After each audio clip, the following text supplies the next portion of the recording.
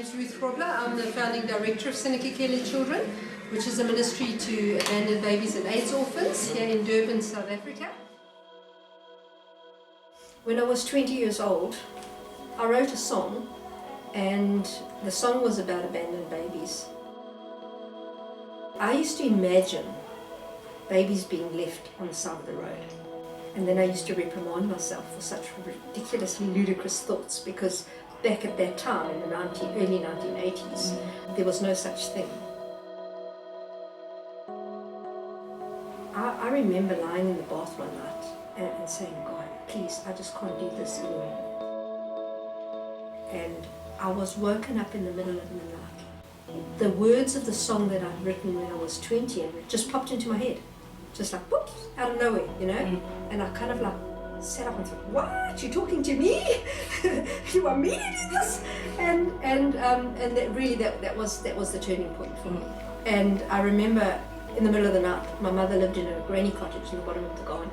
And I went out down to her cottage, I woke her up and I said to her, I think God wants me to adopt a child.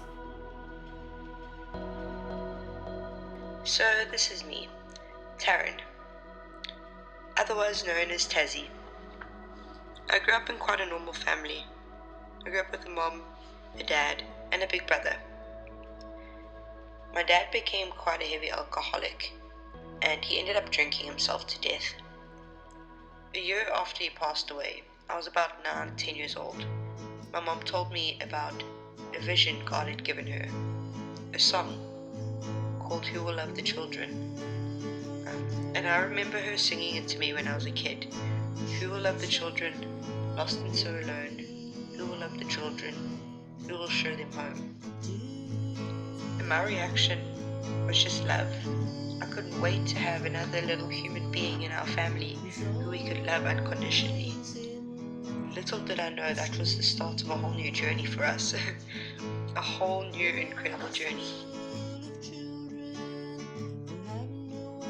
The adoption of the first child was the start of everything. After I adopted him, it was this constant little niggle in my head, keep going, you know. And that's when I took my calling to the church, and I said, well, this is what I feel God's called me to do, you know. And we then sat together and formulated all the documents and put through the applications to register Sinakekele as a non-profit organization.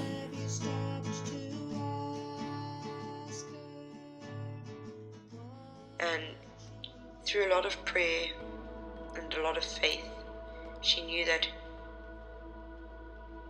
her part to play was to start a ministry to abandoned babies.